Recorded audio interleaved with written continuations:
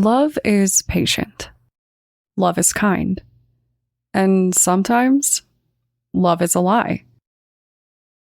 In this case, love was clearly just a guise for control, and when that control didn't work, this criminal vowed to take control in the most extreme way. By killing a young woman and the people closest to her.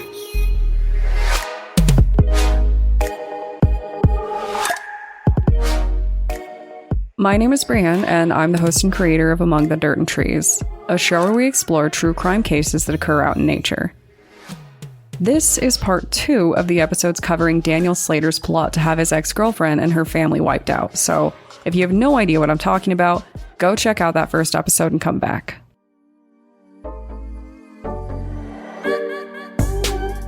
When we last left off, police were actively conspiring with Daniel Slater to kill his ex-girlfriend, Brianna Kane. At least, Slater was conspiring, and I have to assume that police were just sitting there thinking that this was going to be the easiest case of their lives. Pro tip: if you're trying to get someone to murder your ex and their family, try to avoid speaking about it openly, and maybe be a little wary when you suddenly have a very willing participant asking for a bunch of details. I think that we can say a lot of awful things about Slater, but there really is no denying that this guy was an absolute idiot. Police were just getting more and more information from him the longer that they let everything go on, confirming everything that the witnesses said about Slater's intentions, and more. And then the story just goes from wild to wild, because apparently the FBI does not play around in this kind of circumstance. For someone who has never been stalked by a crazed ex before, being informed by police about an individual's intentions to harm you can be a really big pill to swallow. And I can't imagine what it must have been like for the FBI to sit down Brianna and her family and tell them about Slater's attempt to find a killer. We obviously have no way of knowing how this would have turned out if police hadn't taken the threat seriously. If nothing happened to Slabaugh, the would-be killer that showed up dead, there is a very real chance that Slater might have convinced her or someone else to go through with these crimes. These people could have very realistically ended up dead because of this man. The good thing about crazed exes is that when they're not very smart, they can leave a seriously huge paper trail. And Brianna had that paper trail. She had plenty of information regarding Slater stalking her, following her around, and just being crazy and terrible. She also saw other people following her around. And before you get the idea that she could have just handled this herself before it ever got to this point, I really would like to raise the point that stalking charges and getting police to do something in this kind of instance before the individual commits physical harm is very difficult to do. But the FBI was officially tangled up in this murder plot, and they sat the family down to get them involved. The FBI wasn't planning to just take what they had, swoop in, and scoop Slater up. They wanted the full case against him. They wanted to see what he was capable of. And that meant faking a few deaths. Brianna's sister and brother-in-law worked with police to create staged murder photos.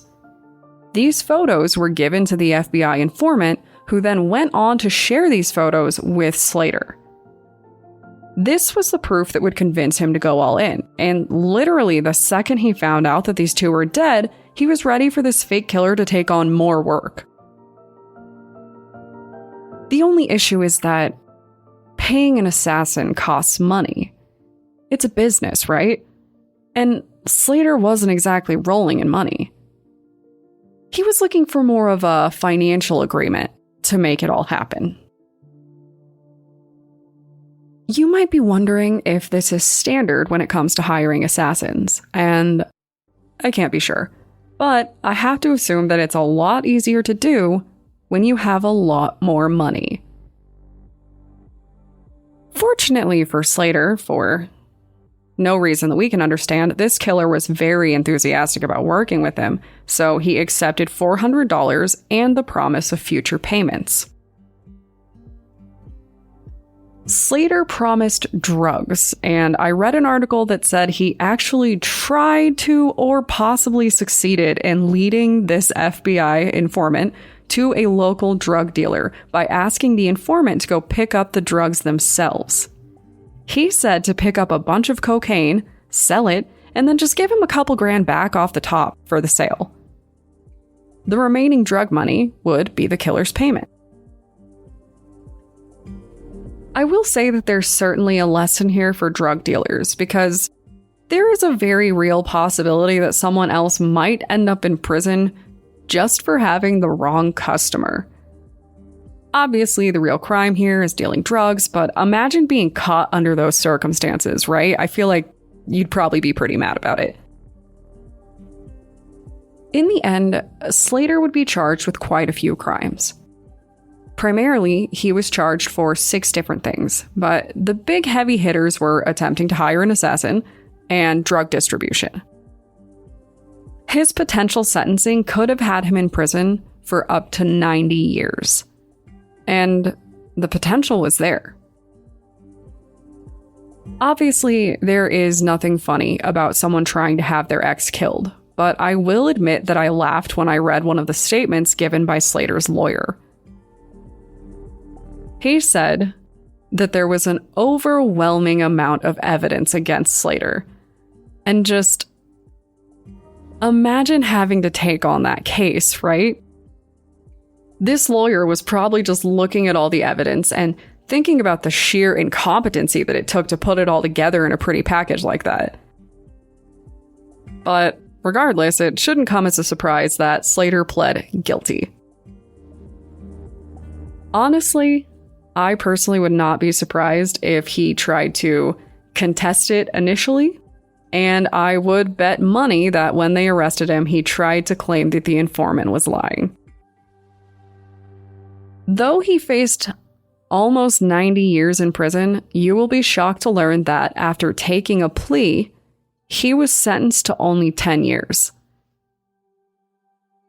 If this shocks you, I'm going to assume that you don't know a lot about how the justice system treats cases involving domestic violence, because a lot of people do some really awful stuff and spend only a few years in prison for it. This is another reason why if someone is stalking you, hassling you, or harming you, it's very important to get your paperwork in order. Save everything that you have. Even if it can't be used right now, it might be able to be used later. I'm pretty sure that we can all agree that the idea that he will be out in a decade is horrifying. You know, you think about the "are they a risk" kind of train of thought with things. And you might think that he would be less of a threat because he'll be released in his 60s, but I don't know if that's actually true. He obviously had no intention of doing the dirty work himself in this case, and I can't imagine that he would plan to down the line, right? I just hope that Brianna is informed of when he will be released so she and her family can stay safe, because obviously this man is sick. And that brings us back to the victim in this case. And I will be honest, this is a tricky circumstance to navigate. Though Slater has been sentenced to 10 years, there is a very real chance that he won't get out in that time. He is currently being investigated for his role in Brianne Slabaugh's death. She died from a drug overdose, but she was found in the Everglades, and her family doesn't believe that her death was a traditional overdose. Right? They don't think that she went out and did drugs in the Everglades for whatever reason. They think that she was killed. I'm not sure if they think that she was killed for refusing to help, or if there is some chance that she overdosed after being given way too many drugs and then Slater drove her out there to dispose of the evidence. Either way, the details just don't add up, right? It doesn't seem like she ended up out there under normal circumstances. This is a hard topic to address because when you read it from the criminal and news side, you see a woman who was addicted to drugs and at least entertaining the idea of killing or kidnapping 4 people. We know this woman had some very severe mental health struggles. Bipolar disorder is the kind of condition that really sets you up for addiction, and it really does seem like drugs played a pretty key role in her involvement in all of this. Mental health is a complicated topic that leads people to do things that they wouldn't normally do, and I do believe that. But I also know that plenty of people suffer from complicated mental health problems and don't consider killing several people. At some point, we have to admit that while mental health can play a role in very complicated problems, we can't always allow it to be an excuse. I'm very sorry for her family in this case. Losing a loved one is never easy, and the circumstances are awful. While we can't say what would have happened otherwise, I will say that I'm just grateful that these 4 other people didn't end up dead too. So, this concludes our episodes involving 2 Briannes and a Brianna. If you would like to discuss how few fellow Briannes I've met in my life, the best app to organize documentation from toxic exes, or the need for better mental health services, feel free to contact me on Twitter or Instagram using the tag @datpod. Thanks, guys.